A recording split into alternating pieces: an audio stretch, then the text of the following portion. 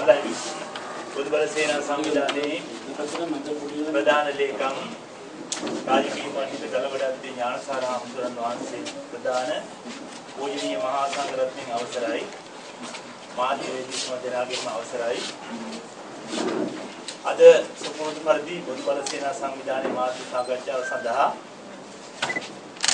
වැඩම කර සිටිනවා අපේ මහා ලේකම් එම්පත් ගලවඩත්තේ ඥානසාර හාමුදුරන් වහන්සේ, ඒ වගේම ඇදිගල්ලේ විමලසාර හාමුදුරුවෝ, ඒ වගේම වැල්ලන්පිටියේ සුමන ධම්ම හාමුදුරුවෝ, ඇඹිලිපිටියේ විජිත හාමුදුරුවෝ, සොරණාතොට චන්දරතන හාමුදුරුවෝ, ඒ වගේම අපේ රටහන් සම්බන්ධිකාරක දිනක් විකානගේ මැතිතුමා. අද විශේෂයෙන්ම මේ වෙසක් කිට්ටු වෙලා වෙසක් සමය සඳහා වෙලා තිබෙනවා. මේ වගේ හදිස්සියේ මාධ්‍ය සාකච්ඡාවක් අපි කරන්න තීරණය කරේ විශේෂ කාරණයක් සම්බන්ධවයි. විශේෂයෙන් අපි පහුගිය දවසේ මාධ්‍ය සාකච්ඡාවක් කියලා මේ වෙසක් පොහොය නැත්නම් වෙසක් දිනේ අපි අර්ථාන්විත සමරන්නේ කොහොමද කියන එක බුදුබල සේනා සංවිධානය රටේ බෞද්ධයන්ට බෞද්ධ ජනතාවට පැහැදිලි කළා. අද මේ මාධ්‍ය සාකච්ඡාව හැදෙන්නේ අපි දන්නවා මේ රට හමුවේ විශාල අභියෝගයක් තියෙන ප්‍රශ්නයක් කාරණයක් පිළිබඳව කතා කරන්න. ඒ තමයි 13 වෙනි ව්‍යවස්ථා සංශෝධනය පිළිබඳ බුදුබල සේනා සංවිධානයේ ස්ථාවරය පැහැදිලි කරලා. අපි දන්නවා මේ රටේ මේ රටේ ජනතාවගේ කිසිම අනුදැනුමකින් තොරව කිසිම වග විභාගකින් තොරව මේ රටට පටවපු විශේෂයෙන් ඉන්දියාවේ වමනාවට මේ රටේ ස්ථාපිත කරපු ඒ පළාත් සභා පිළිබඳ අපේ බුදුබල සේනා සංවිධානයේ ස්ථාවරේ මොකද්ද කියන කාරණේ පිළිබඳ පැහැදිලි කරන්නේ. ඉතින් ඒ සම්බන්ධව අපේ බුදුබල සේනා සංවිධානයේ මහ ලේකම් ගලවඩත්තේ ඥානසාර හාමුදුරන් වහන්සේ කරුණු පැහැදිලි කරાવી. අද මේ වාද සාකච්ඡාවට පැමිණිච්ච ඔබ හැමදෙනාම ඉතාමත් ගෞරවයෙන් පිළි අරගන්නවා අපේ බුදුබල සේනා සංවිධානයේ.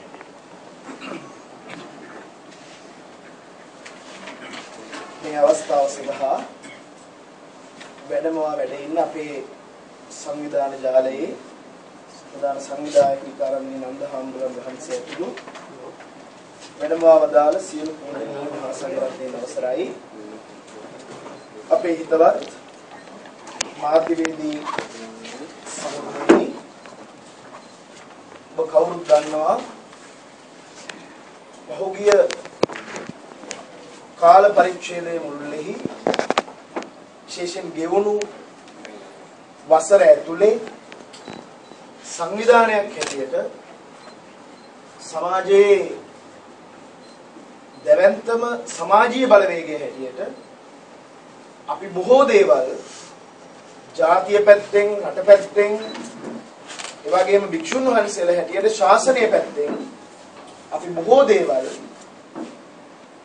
දිනාගන්න ශාසනික වැඩපිළිවෙලක් එක්ක සමාජ ව්‍යාපාරයක් හැටියට එළියට බහැපු අපිට ඒ කටයුතු වලටත් වඩා එහාට ගිහින් ජාතික දේශපාලනික කාරණා ඇතුළු හැම තලයකටම අපේ අවධානය යොමු කරවලා ඒ හැම පරාසයක්ම ආවරණය කරන්නත් අපට දැන් මේ සමාජයේ විසින් බල කරමින් ඉන්නවා. ඒ අතරේදී විශේෂයෙන් මේ දිනවල සියලුම දේශපාලන පක්ෂ අතර කතා බහට ලක් වෙච්ච මාතෘකාවක් තමයි උතුරේ පළාත් සභා මැතිවරණය. ඉතින් මේ පළාත් සභා මැතිවරණය සම්බන්ධයෙන් ආණ්ඩුවේම ඇතැම් පක්ෂ තමන්ගේ ස්ථාවරය මේ වෙනකොට ප්‍රකාශ කොට තිබෙනවා. ඒ වගේම විපක්ෂයේ මතවාදත් අපි දකිනවා.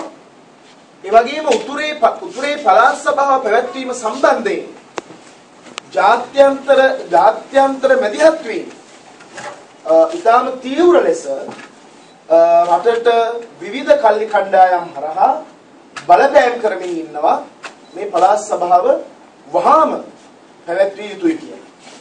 ආණ්ඩුවට දැඩිතර ලෙස බලපෑම් කරමින් ඉන්නවා. ඒ අතරේදී ආණ්ඩුවේම එක පක්ෂයක් පහුගිය දවස්වල අපිට චෝදනාවකුත් කළා. අපි දැක්ක මාධ්‍ය වලින් මේ වෙන වෙනත් කාරණා සම්බන්ධයෙන් කතා කරනවා. මේ බුදුබල සේනා සංවිධානය කියන්නේ මේ වෙනත් කාගේ හෝ වමනාවකට මෙහි ක්‍රියාත්මක වෙන බලලතක් කියලා නිකන් මේ කයිවාරු කාර්යය දරනවා අපි දැක්කා. ඉතින් නමුත් අපි 2012 අවුරුද්දේ මේ බුදුබල සේනා සංවිධානය පටන් අරගෙන 2012 ජූලි මාසේ 28 වෙනිදා කතිකාවතක ආරම්භම නමින් විශාල සංඝ සමුළුවක් පැවැත්වුවා බණ්ඩාරනායක සම්මන්ත්‍රණ ශාලාවේ. එදා ඒ පවත්වපු කතිකාවතක ආරම්භමේ පස්වෙනි යෝජනාව හැටියට අපි රජයට ඉදිරිපත් කළා මොනියම්ම හෝ භාෂාමය ජනවාර්ගික ආගමික පදනමක් මත මේ රට බෙදා වෙන් කළ නොහැක්කේ කියන ස්ථාවරය යෝජනාවක් හැටියට අපි ඉදිරිපත් කළා. අපි එදා මේ කරුණු කියලා ඉවරයි. ඉතින් අපි දැක්කා ඇතැම් ඇමතිවරු පවා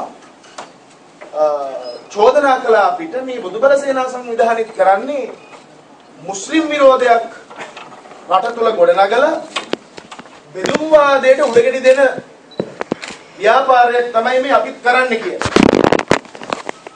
ඉතින් ඒ අංග විකලයින්ට උත්තර දෙන්න, ඒවට උත්තර දෙන්න අපි මෙතන බැඳී නැහැ. අපි සංවිධානයක් හැටියට පමණක් නෙමෙයි අපේ ජීවිත කාලෙම ගත්තොත් අපි හැමදාමත් ඒකීය රටක් කියන තැන ඉඳගෙන එක රටක් එක නීතියක් වෙනුවෙන් සමාජයට විවිධාකාරයෙන් බලපෑම් කරපු කණ්ඩායමක්. රට බෙදන, රට වනසන බෙදුම්වාදී පිළක අපි කවදාකවත් ඉඳගෙන හෝ වටේ තුල නියුක්ත වෙච්ච පිරිසක් නෙවෙයි. ඒ නිසා අපි ජාතිකවාදයේ තුල ඉදිමින් දියුණු දෙයක් වාර්ගික පදනම් වලින් තොරව දියුණු දෙයක් නිර්මාණය කර ගැනීම සඳහා අපේ කාලයේද දැනුමද නිර්මාණ කෞශල්‍යයන්ද මේ සියල්ල මේ බිමට පූජා කරපු ආමුදුරුවෝ. ඉතින් ඒ කැපකිරීම සියල්ලක් අපි කළා තියෙනවා.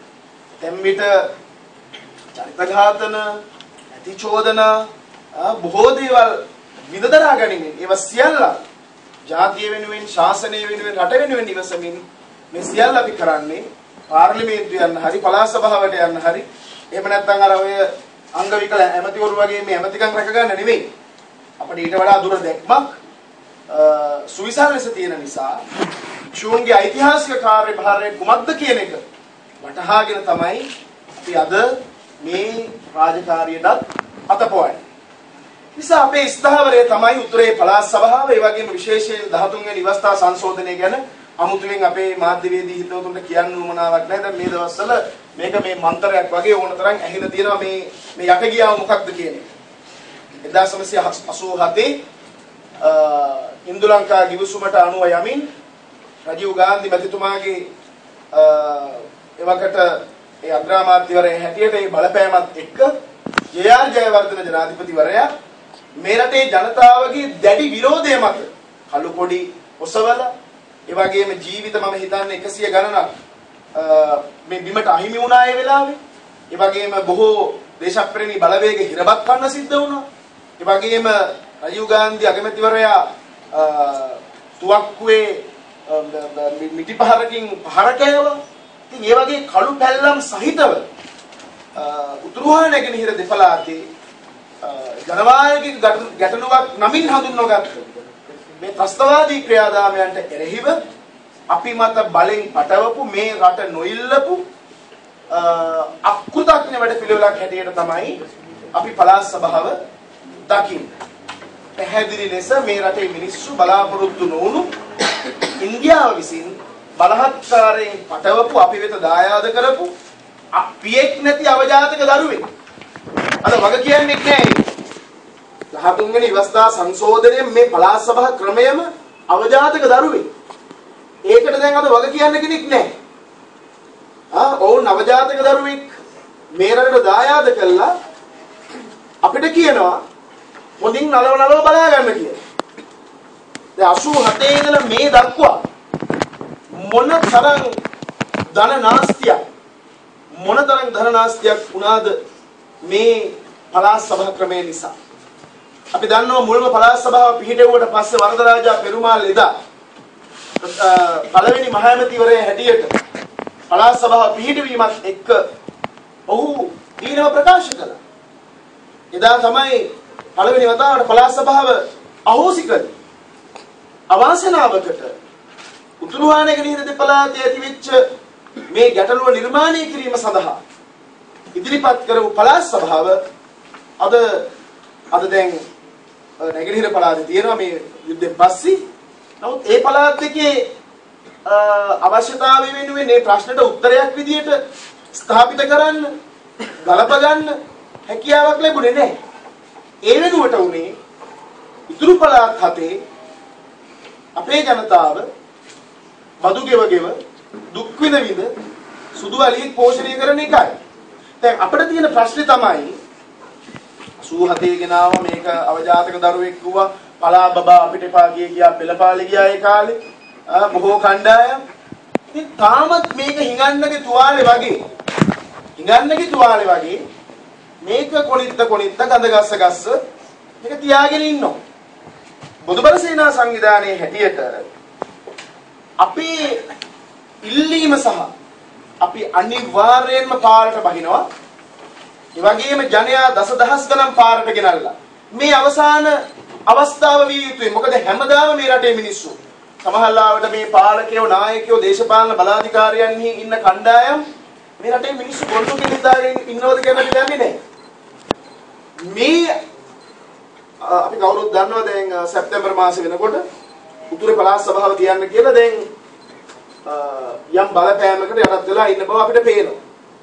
ජාත්‍යන්තරේ නෙවෙයි අපි දැක්කා විශේෂයෙන් උතුරුහා නැගෙනහිර ඒකාබද්ධ කළ තියෙන වෙලාවේ උතුරයි නැගෙනහිරයි වෙන් කරන්න කියලා යෝජනා ආපුවාමත් මේ වෙලාවෙත් මේක කරන්න බෑ කියලා විසාද සංවාදයක් රටේ ඇති වුණා. නමුත් මගේ මතකෙ විදියට ඒ වෙලාවේ ජාතික හෙළවුරුමේ උසාවියට ගිහිල්ලා නඩුවක් දාලා උතා හොඳින් ඒක වෙනස් කරගත්තා. ඒ වගේම තවත් වර්ග කිව්වා මේ සටන් විරාම කිවිසුම අකුල ගන්න බෑ කියලා. ඒක අහෝසි කරන්න අවලංගු කරන්න බෑ කිව්වා. නමුත් ඉතා හොඳින් ඒක අවලංගු කළා. ඒක අහෝසි කළා. ඉතින් ඒ වගේ භාවිතාවන් ගණනාවක් පෙරාතුව තියෙන නිසා අපි මේ ආණ්ඩුවට කියනවා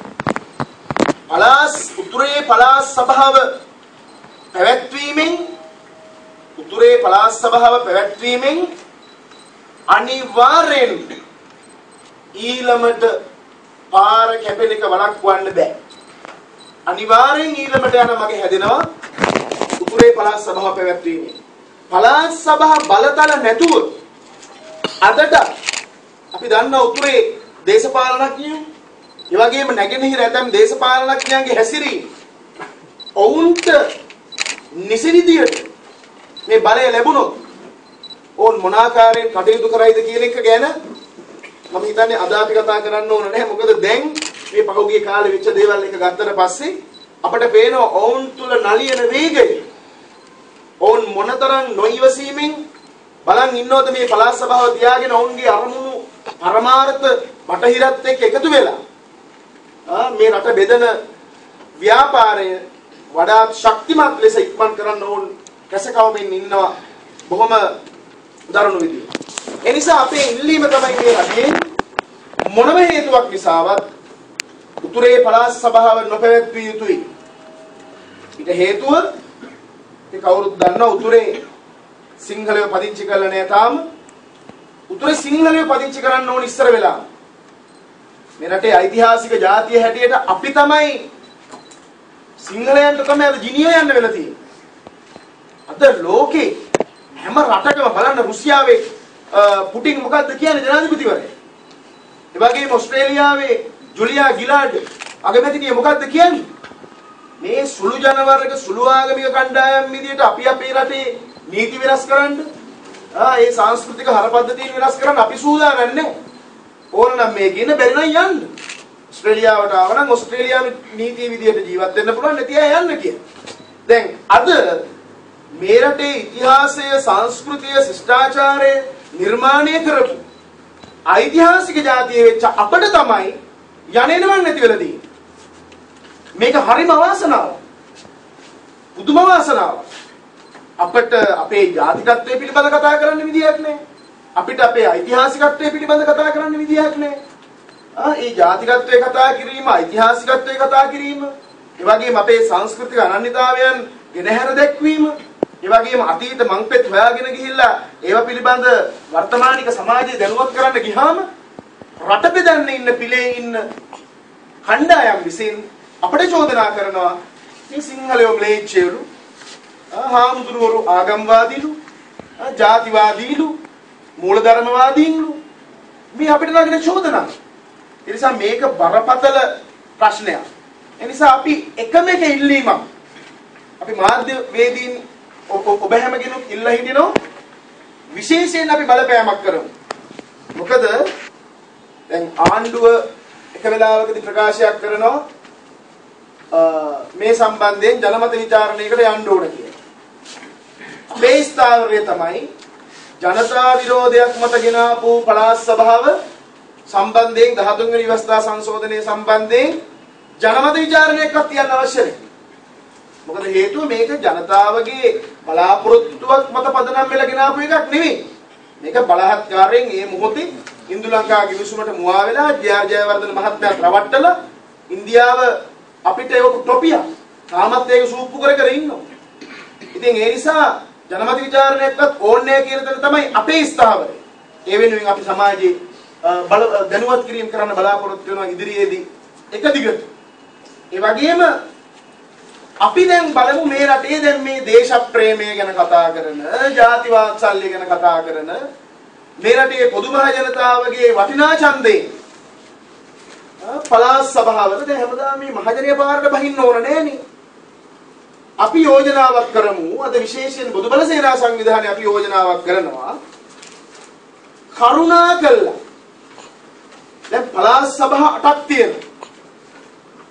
මේ පළාත් සභා 8 ඉන්න මහ ඇමතිලා, පළාත් සභා ඇමතිවරු, മന്ത്രിවරු සියලු දෙනා රටට හැබෑ ලෙසම ආදරයක් තියනවා නම්, ජනවර්ග අතර සමගිය සුවදතාවය හැබෑ ලෙස බලාපොරොත්තු වෙනවා නම්, මේ රට තුල ඊළමක් බිහි වෙනව දකින්න අකමැති නම්, කරුණා කළා තමන්ගේ මහ ඇමතිකම් වලින්, ඒ වගේම පළාත් සභා ඇමතිකම් වලින් ඉවත් වෙලා ඉස්සර වෙලා මේ ජාතියට පූර්වාදර්ශය සපයන්න කියලා අපි ඕට අභියෝගයක් කරනවා. මොකද ඔවුන් මෙරටේ මැති ඇමතිවරු, മന്ത്രിවරු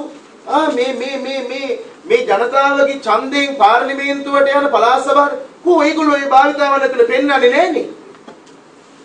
ඒගොල්ලන්ට පුළුවන් කැපකිරීමක් කරන්න තමන්ගේ රට වෙනුවෙන්.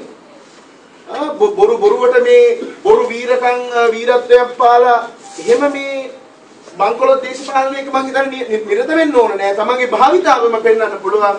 හැබැයි ලෙසම පළාත් සභාවලට විරුද්ධ නම් දැන් ඔන්න අවස්ථාවක් තියෙනවා බහින්න පාරට බහැලා එපා මේ පළාත් සභාව. ඊට වඩා කියන්නේ 13 වෙනි ව්‍යවස්ථා සංශෝධනය මේපා. ඒක අවශ්‍යම නැති එකක්. අපි දන්නවා විශේෂයෙන් ව්‍යවස්ථා දායකය තුල ඇති බලතල මොනම ආකාරයකින්වත් විමද්දගත කළ යුතු එකක් නෙවෙයි. නමුත් අපි දන්නවා පරිපාලනමය ගැටලු තියෙනවා. මේ පරිපාලනමය ගැටලු වෙනුවෙන් පරිපාලනයේ විමද්දගත කරන වැඩපිළිවෙලක් අලුතෙන් සකස් වීම පිළිබඳ ආණ්ඩුවට කල්පනා කරන්න පුළුවන්. ඒ නිසා අපි විශ්වාස කරනවා දැන් මේ විදුලි බිලයි ඒ වගේම ඇත්තටම මිනිස්සු නොමරී මැරෙනවා. මිනිස්සුන්ට ජීවත් වෙන්න අමාරු. ඒක තමයි ඇත්ත. ඒ කිසි ගැටලුවක් නැහැ. මිනිස්සුන්ට අමාරු ජීවත් වෙන්න. ඉතින් මිනිස්සුන්ට අමාරුකම් හැදෙන්නේ නැද්ද? එතන මේ පළාත් සභාවක් නෙමෙයි පළාත් සභා 8ක්. මොන තරම් ධන නාස්තියක්ද? මගෙන් පස්සේ අදහස් දක්වයි කතිකාචාර්ය දිනන්ත විතානගේ මහත්මයා මේ පළාත් සභා පිහිටුවට පස්සේ කෘෂිකාර්මිකව හැම පළාතකම ඒ කටයුතු බිඳ වැටිච්ච හැටි සංඛ්‍යා ලේඛන එක අපි පෙන්වනවා අපි ඉදිරිපත් කරනවා. ඒ නිසා අපි අවසාන වශයෙන් ඉල්ලීමක් කරනවා මේ පළාත් සභා මේක ඉවර වෙන්න ඕනේ. මොකද හේතුව අපි පළාත් සභාවල ඉන්න මැති ඇමතිලගෙන් අර මුලින් මතක් කළා වගේ හැමදෙනාගෙන් ඉල්ලමු 28000කට ආසන්න ප්‍රමාණයක් මේ රටේ තරුණ දරුවෝ Tamanගේ ජීවිත මේ බිමට පූජා කළා අපට නිදහස දිනා දීපු වෙලාවක මාතෘ භූමියේ නිදහස මේක ත්‍රස්තවාදයකින් මුදවගෙන ලබා දීපු වෙලාවක දේශපාලනයේ නිරත වෙලා ඉන්න නැත්තන්ගේ මේ රට වෙනුවෙන් තියෙන කැපකිරීම අපි බලන්න අවශ්‍යයි. ඒ නිසා අපි වුන්ට පැහැදිලි ලෙස කියනවා කරුණාකරලා මේ රටට මොකද මේක මුළු ලෝකෙම බලන් ඉන්න වෙලාවක් අපි දන්නවා LTT ත්‍රස්තවාදයේ යුදමේ වශයෙන් පරාජය කළාට ඔවුන්ගේ බෙදුම්වාදී අරගලය න්‍යායාත්මකව ඒකට අපිට මුහුණ දෙන්න බැරි වෙලා තියෙනවා. ඔවුන් අද පෙරදාටත් වඩා හොඳින් රටහිර යුරෝපී හැම තැනකම ඔවුන්ගේ බෙදුම්වාදී අරගලය වඩා සක්‍රිය ලෙස ජනගත කරමින් ඉන්නවා. ඒ නිසා ඒ වගේ වෙලාවක අපි මේ ප්‍රාදේශීය සහ පළාත් සභාවල දේශපාලනඥයන්ගෙන් අපි ඉල්ලා හිටිනවා හැබැයි ලෙසම Tamanගේ වර්ගයට ආදරය කරනවා නම් රටට ආදරය කරනවා නම් ඒ භාවිතාවන් පෙන්වලා තියෙන අපේ ත්‍රිවිධ හමුදාවේ කින්වත් දරුවෝ මේ බිමට ජීවිත දීලා එහෙම දීලා බේර දීපු රට බෙදුම්වාදේ ඊළඟ පියවරේදී ආරක්ෂා කරගන්න නම් එපා මේ පළාත් සභාව 13 වෙනි සංශෝධනය මෙපා කියන තැනට ඒ බලපෑම කරන්න පළාත් සභාවලින් එළියට බහින්න කියලා අපි ඔවුන්ගෙන් ඉල්ලීමක් කරන්න අවශ්‍යයි. ඉතින් මේ සම්බන්ධයෙන් වැඩි මනස් විස්තර ඔබට ලබා දීපු මේ පත්‍රිකාවේ තියෙනවා. අනිවාර්යයෙන්ම උතුරේ පළාත් සභාව පවත්වන්න ඉඩ දෙන්නේ නැහැ අපි. ඒ වෙනුවෙන් ජනපෙළ ගැස්මක් කරන්න අපි ඉදිරියේදී බලාපොරොත්තු වෙනවා. විශේෂයෙන් අපේ ඊළඟ බොදු සමුළු සියල්ලත් මේ සම්බන්ධයෙන් සාකච්ඡා කිරීමට අපි යොදා ගන්නවා. මොකද උතුරේ සිංහලයෝ උතුරේ නැගෙනහිරත් ඒ සිංහලයෝ පදිංචි කරන්න ඕන. ඒ මතින් විතරයි සුදුසු විසඳුමකට යනවා නම් යන්න පුළුවන් වෙන්නේ.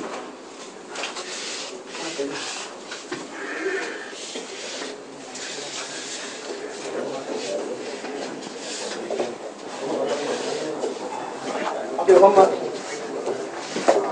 මේකත් එක්ක කියන ගොඩක් මේ එරපාසක් කරලා අපේ ගෞරවනීය අපේ නායක හාමුදුරුවෝ පැහැදිලි කරා මොන ආකාරයෙන්ද පළාත් සභා සම්බන්ධයෙන් අපි දක්වන මතය.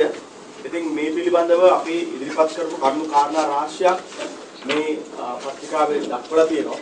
මම කියන්නේ ඒ තාමත් පැහැදිලිව කරුණු ඉදිරිපත් කරලා තියෙනවා. ඉතින් මෙතෙන්දී අපි විශේෂයෙන්ම පළාත් සභාවල තියෙන වර්තමාන අර්බුදය පැහැදිලි කරන්න උත්සාහ ගත්තා. ඒ වගේම අප අද කළ යුත්තේ කුමන කාරණයක් කියන කාරණයක් මේ කාරණා තුළ අපි ඉදිරිපත් කරලා විශේෂයෙන්ම ගෞරවනීය හාමුදුරුවෝ කියපු විදිහට පළාත් සභාව පිළිබඳ මේ අවශ්‍ය කරුණු පැහැදිලි කරා. මෙතෙන්දී ගොඩක් අය පළාත් සභාව ගැන කතා කරද්දී පැහැදිලි කරනවා පළාත් සභාව නිසා ලොකු වැඩක් වුණායි කියන අදහසක්. මම ඉදිරිපත් කරන්න යන කරුණු මංගලන්ට පරිශීලනය කරන්න කියනවා 2011 මුදල් අමාත්‍යාංශ වාර්තාව. මම කියන කාරණා දැන් අපිට පළාත් සභාවක් බිහිවීම තුළ යම්කිසි ආකාරයකට ජනතාවට ප්‍රතිලාභ ලැබිය යුතුයි. නමුත් අත වශයෙන්ම එවැනි ප්‍රතිලාභ ලැබුණාද කියන කාරණේ පිළිබඳ අපිට ලොකු ගැටලුවක් තියෙනවා. දැන් උදාහරණයක් හැටියට 2011 මුදල් අමාත්‍යාංශ වාර්තාව අනුව 1990 වන විට අර්ථපල් මෙට්‍රික් ටන් 87000ක් අපි නිෂ්පාදනය කරලා තියෙනවා 1990. අවුරුදු 10කට පස්සේ ඒක 48000කට අඩු වෙලා තියෙනවා. බතල මෙට්‍රික් ටන් 76000ක් නිෂ්පාදනය කරලා තියෙනවා. ඒක 51000කට අඩු වෙලා තියෙනවා. අමුමිරිස් 108ක් මෙට්‍රික් ටන් 108,000ක් නිෂ්පාදනය කරලා තියෙනවා. ඒක 55කට අඩු වෙලා. මට මේක ලයිස්තුව දිගට කියාගෙන යන්න පුළුවන්. එතකොට අපි මෙතෙන්දී පැහැදිලිව මේ මුදල් අමාත්‍යාංශ සංඛ්‍යාලයකට එක්ක ඔප්පු කරන්න උත්සාහ ගන්නේ පළාත් සභාව ඇතිවීමත් එක්ක ඇති වෙලා තියෙන පරිපාලනීය ගැටලු සහ එතෙක් පැවති ඒ කෘෂිකාර්මාන්තය සම්බන්ධයෙන් ජාතික රජයත් පළාත් සභා රජයනුත් නැතුව ඒ ක්‍රියාත්මක වෙච්චි ඒ එක්ස්ටෙන්ෂන් සර්විසස් ඒ දිගු සේවා දිගුවන් නිසි ආකාරයෙන් සිද්ධ නොවීම නිසා කෘෂිකර්මාන්තයේ ලොකු බිඳවැටීමක් අපිට දකින්න පුළුවන් මේ පළාත් සභා ක්‍රමය තුළ. ඒකම අපිට පැහැදිලි සාක්ෂි තියෙන අනිත් පැතිවල දැන් උදාහරණයක් හැටියට 1990 කිරිසා කිරි නිෂ්පාදන අපිට තිබ්බා ලීටර් මිලියන 291ක්. ඒතර පළාත් සභාවලින් දිනු වුණා නම් වැඩි වෙන්න බෑ. ඒක 253කට අඩු වෙලා තියෙනවා. ඒතර අපිට මේ විදිහට හැම ක්ෂේත්‍රයක් තුළම මුදල් අමාත්‍යාංශයේ වාර්තා අරගෙන බැලුවොත් පැහැදිලිව පෙන්වුම් කරන්න පුළුවන් කෘෂිකාර්මික ක්ෂේත්‍රයේ විශාල අපි කෘෂිකාර්මික වශයෙන් ප්‍රධාන රටක් මේ කෘෂිකාර්මික ක්ෂේත්‍රයේ ප්‍රධාන කාරණයක් වන මේ නිෂ්පාදන පිළිබඳ ගණිතයේ පැහැදිලි බෙදවැටීමක් වෙලා තියෙනවා. මේ සිද්ධිය අධ්‍යාපනයේ සම්බන්ධුත් වෙලා තියෙනවා. අධ්‍යාපනයේ විශාල ගැටලු ඇති වෙලා තියෙනවා. එතන මේ ව්‍යවස්ථාව නිර්මාණය කරද්දී පළාත් සභාවට බලය දීම පිළිබඳ තියෙන ගැටලු තියෙනවා. එතන ඒවා ජාතික ආණ්ඩුවත් එක්ක පවත්වාගෙන යන ආකාරය පිළිබඳ ගැටලු තියෙනවා. එතන ඒ වගේම පළාත් සභාව නිසා අද අපිට පැහැදිලිව පේනවා අපේ පළාත් පාලකනේ වඩාත්ම ජනතාවට සමීප විය යුතු ජනතාවට වඩාත් සේවය ලබා දිය යුතු පළාත් පාලන ආයතන ඒවා දුර්වල වෙලා තියෙනවා. ඉතින් මේ නිසා අපි විශ්වාස කරනවා මේ පවතින පළාත් සභා ක්‍රමය පැහැදිලිව නැවැත්විය යුතුයි. ඉතින් මෙතෙන්දී සමහර විට ප්‍රශ්න මතුවෙන්න පුළුවන් අපි විවිධ පාර්ශ්ව ප්‍රශ්න කරලා තියෙනවා. මේ පිළිබඳ බුදුබල සේනා මතයක් ඉදිරිපත් කරේ නැහැ. නමුත් අපි ඉල්ලීමක් කරනවා ඔබට පුළුවන් අපේ වෙබ් අඩවියට යන්න. අපි බුදුබල සේනා සංවිධානය ආරම්භ කරපු මුල් අවස්ථාවේම සමාජ ඒකාබද්ධතා වැඩසටහන යටතේ අපි පැහැදිලි කරා විශ්වාසා පරමාඥාති කියන බෞද්ධ බුදුජානනාංශික වචනේ පදනම් කරගෙන මේ රට තුළ නිර්මාණය කළ යුත්තේ එකිනෙකා විශ්වාස කරන පාලන ක්‍රමයක් මිස එකිනෙකා බෙදන පාලන ක්‍රමයක් නෙවෙයි. ඒ ලේඛනයේදී පැහැදිලිව අපි බලය බෙදා හැරීම වෙනුවට මොකද අත් වශයෙන්ම මොකද බලය බෙදා හැරීම කියලා කියන්නේ? අත් වශයෙන්ම අද මේ කතා කරන මේ ඊනියා බලය බෙදා හැරීම තුළ සිද්ධ වෙන්නේ රටේ ජනාධිපතිවරයාට ජනතාව විසින් ලබා දීලා තියෙන බලය. නැත්නම් රජයට ලබා දීලා තියෙන බලය තිරසතට තවත් පළාත්වල ඉන්න නායකයන් කීප දෙනෙකුට ලබා දීලා. නමුත් කිසි විටක සැබෑ ප්‍රජාතන්ත්‍රවාදී රටක සිදුවිය යුතු ජනතාවට වග කියන බලයක් ලබා දීමේ ක්‍රියාවලියක් මේ තුල සිද්ධ වෙන්නේ නැහැ. ඒ නිසා අපි විශ්වාස කරනවා පළාත් සභාව නෙමෙයි නිර්මාණය කළ යුත්තේ අප විසින් පළාත් සභාව අවෝසි කරලා ජාතික ආණ්ඩුවත් ඒ වගේම මහ ජනතාවට සමීප එදා අපේ ගම්කාර්ය සභාව තිබ්බා ගමත් එක්ක සමීප ගම ගැන බලා ගන්න ගමට වග කියන ක්‍රමයක් තියෙන ඒ පළාත් පාලන ක්‍රමය ශක්තිමත් කළා ඒකට අවශ්‍ය මුදල් දීලා ඒ පරිපාලනය කටයුතු ශක්තිමත් කළා අපිට වැඩ කරන්න අවශ්‍යයි කියලා අපි විශ්වාස කරනවා. ඒ නිසා එතෙන්දී අපිට අවශ්‍ය අත් වශයෙන්ම ප්‍රජාතාන්ත්‍රික ව්‍යුහයන් නිර්මාණය කරන්න. අපිට අවශ්‍යයි විවිධ ප්‍රජාතන්ත්‍රවාදී ව්‍යුහයන් වෙන පොලිස් කොමිසම වෙන්න පුළුවන්. එක එක කොමිසම් වගේ ක්‍රම පාවිච්චි කරලා අපිට පුළුවන් මේ රජයට පැවිරිලා තියෙන ඉලෙක්ෂන් එකකදී අපෙන් ගන්න බලය මහ ජනතාවට වග කියන විදිහට මේ ප්‍රජාතන්ත්‍රවාදී ව්‍යුහයන් ශක්තිමත් කරලා කටයුතු කරනවා. ඉතින් මම හිතන්නේ අපිට අවශ්‍ය කියන කාරණා සියල්ලම වගේ අපි ඉතාමත් පැහැදිලිව ඉදිරිපත් කරලා තිනවා මේ ලේඛනේ. ඔබට අවශ්‍ය නම් අපිට ප්‍රශ්න වලට පිළිතුරු දෙන්න වගේම අපිට හැකියාවක් තියෙනවා ඉදිරියේදී මේ ගැන සාකච්ඡා කරන්න.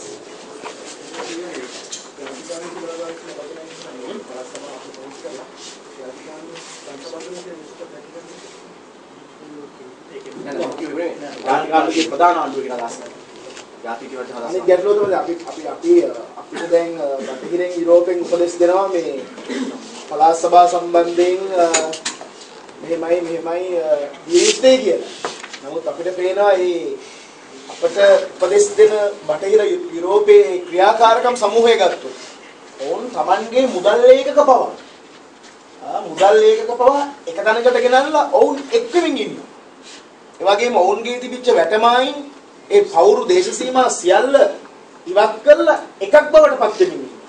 ඉතින් ඒ වගේ පරිසරයක් තුල මේ අල්ලක් වගේ පුවක් ගෙඩියක් තරම් ලෝකෙ අනිත් රට මේ රට රාජ්‍යයන් එක ගත්තට පස්සේ පුවක් ගෙඩියක් තරම් මේ රට මේ කෑලි වලට බෙදලා කලාප වලට බෙදා දෙන්න උත්සාහ කරනවා. ඉතින් මෙතන මතක් කළා වගේ අපි හාමුදුරුවෝ හැටියට විශේෂයෙන් අපිට චෝදනා කරපු තක්කඩි ඇමතින්ට කියන්න තියෙන මොකද පහුගිය කාලේ අපිට ලොකු වමනාවක් තිබුණා හාමුදුරුවෝ හැටියට. මොකද අපෙන් ඒක උනේ නෑ පහුගිය කාලේ.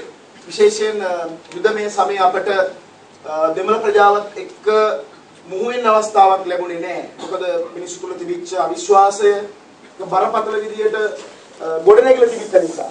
ඉතින් අපිට ඕන ආගමික නායකයෝ හැටියට අපේ මහානායක හාමුදුරුවන්ගේ ආශිර්වාදය ලබාගෙන මේ දෙමළ ජනතාව එක්කලා මේ හිත්බිඳුණු මිනිස්සු එක්කලා යම්කිසි විදියක මිත්‍රත්වයේ දෑද දිගු කළා අපේ.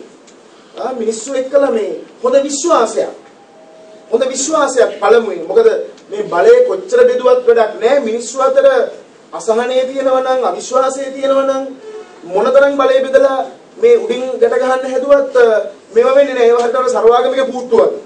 දැන් සර්වාගමික කල්ලි කණ්ඩායම් ඇවිල්ලා එකට දන්සලක් දුන්නේ කියලා බෞද්ධයෝ අනිත් අය අතර තියෙන මේ ආගමික ඝට්ටනයන් ඉවර වෙන්නේ නැහැ. ඉතින් ඒ නිසා අපේ විශ්වාසය තමයි අපි පළමුවෙන් ආණ්ඩුව ඒක පැහැර හැරෙන්නේ. අතන මානවඩ මේ චෝදනාව කරන්නේ මොකද යුද්ධෙන් පස්සේ අපි වඩාත් කල යුතු වූම දෙයක් තමයි මේ දෙමළ ප්‍රජාව එක්කලා ඉතා හොඳ සම්බන්ධකම ඉතා හොඳ ඥාතිකම ඇති කර ගැනීමේ මේ වැඩපිළිවෙල ශක්තිමත් කරගෙන හැබැයි ඔවුන් ඒ වෙනුවට පාරවල් හැදුවා ඒ සුබ සාධන ක්‍රියාවලීන් කළා හැබැයි හිත් දිනා ගන්න බෑ එහෙම අපි සිත් දිනා ගැනීමේ වැඩපිළිවෙලකට අනිවාර්යයෙන්ම යා යුතුයි පළමුවෙන් ඒ විශ්වාසය දිනා ගැනීම ඇතුළේ විතරමයි මේ ජාතීන් අතර ඇති වෙලා තියෙන අසමගිය මේ වාර්ගික අසහනය මේවා යම් කිසි විදියකට හරි මත සමතකරණයකට ලක් කරගන්න පුළුවන් වෙන්නේ අපට අර බුදු වදනට අනුව යමින් විශ්වාසා පරමාඥාති කියන ධර්මතාවයකට පිටලා ඒ විශ්වාසය ජාතීන් අතර සුවදතාවයක ගොඩනගා ගැනීමෙන්ම පමණයි. ඔබ වහන්සේ කිව්ව ජනමත් විචාරණයක් සාධන අවශ්‍ය නැහැ. මේ දෙනවා ජනමත් විචාරණ පාතේ. ඔව් අපි එහෙම ඒ වගේ දෙයක් අපි එතන එකතු කළේ මොකද දැනට තියෙන කතාව. දැන් ආණ්ඩුව කියනවා ඒ වගේම තවත් විද්වත් පාර්ශවයන් කියනවා අවසානයේදී මේකට විසඳුමක් ලබා ගන්න නම් අනිවාර්යයෙන්ම ජනමත් විචාරණයකට යන්න ඕන කියලා. ඒක නම් පොදු බලසේනාව කියන ජනමත් විචාරණ අපි කියන්නේ ජනමත් විචාරණයකට යන්න